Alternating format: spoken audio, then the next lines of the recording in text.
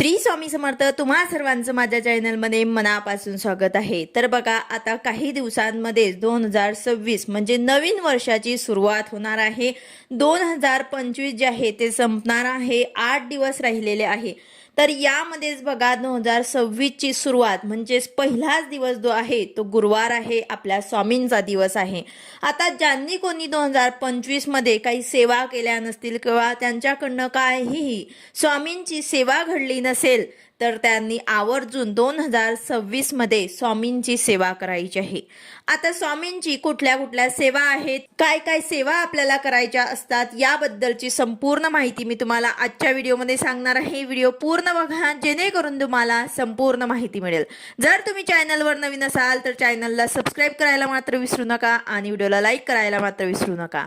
तर बघा, आता 2025 मध्ये असे बरेच सेवेकरी असतील ज्यांना कोणाला स्वामींची सेवा कशी करायची आहे, काय सेवा करायची आहे, कोणते ग्रंथ वाचायचे असतात, नित्य सेवा काय असते हे काहीच माहिती नसेल तर त्यांनी 2026 मध्ये पहिल्या दिवसापासून आपल्याला संकल्प घ्यायचा आहे आणि स्वामींच्या सेवेसाठी लागायचं आहे.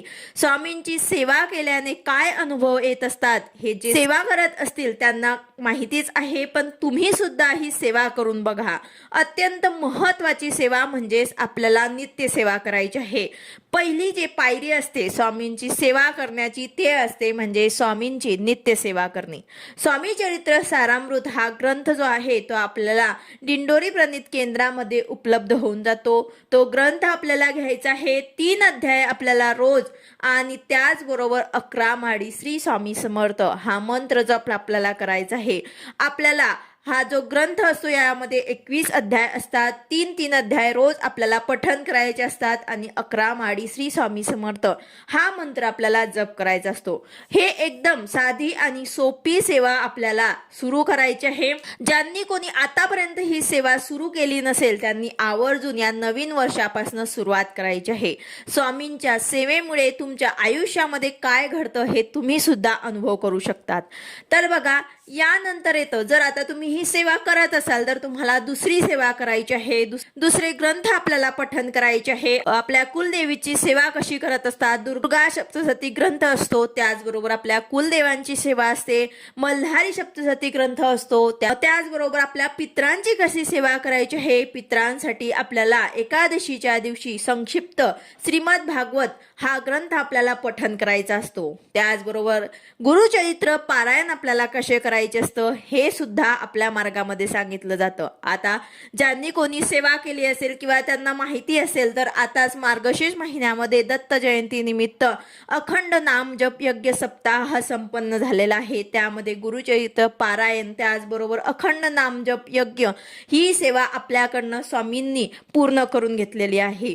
तर ही सुद्धा अत्यंत महत्त्वाची सेवा आहे. एका वर्षामध्ये 2 वेळा असा सप्ताह येत असतो. स्वामी जयंती जेव्हा येते तेव्हा आणि दत्त जयंती येते तेव्हा हे 2 वेळा आपल्याला या सप्ताहामध्ये सुद्धा भाग घ्यायचा आहे. जे काही सेवा असेल, प्रहर सेवा असेल यामध्ये किंवा मग गुरुचरित्र पारायण जे तुम्हाला जमेल ते सेवा तुम्ही करू शकतात. त्यातल्या त्यात अत्यंत महत्त्वाची आणि साधी सोपी सेवा म्हणजेच तुम्ही तारक मंत्राचा अनुष्ठान सुद्धा करू शकतात. 11 वेळा आपल्याला तारक मंत्र पठण करायचं आहे. ज्यांना कोणाला काहीही जमत नाही त्यांनी ही सेवा केली तरी सुद्धा चालेल.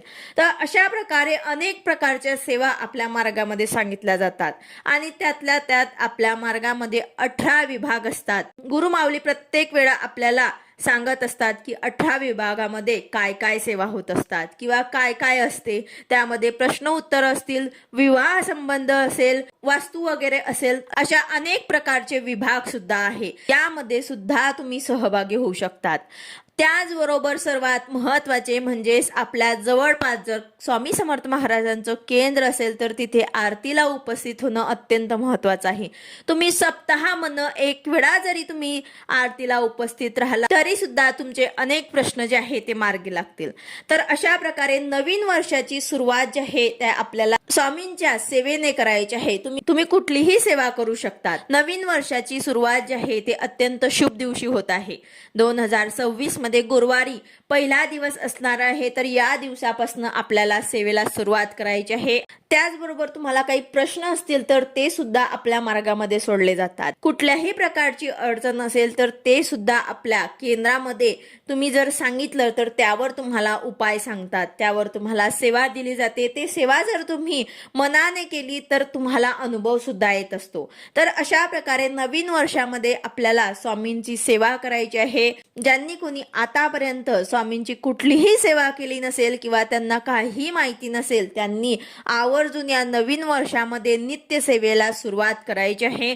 आरतीला उपस्थित राहायचं आहे. हळूहळू आपल्याला या मार्गामध्ये कुठल्या सेवा दिलेल्या जातात, कोणते ग्रंथ असतात हे सुद्धा आपल्याला सर्व हळूहळू कळत असते आणि अशा प्रकारे आपले दुःख संकट जे आहे ते सुद्धा दूर होत जातात आणि आपण स्वामींच्या सेवेमध्ये रमत जातो. तर अशा प्रकारे नवीन सुरुवात आपल्याला करायची आहे.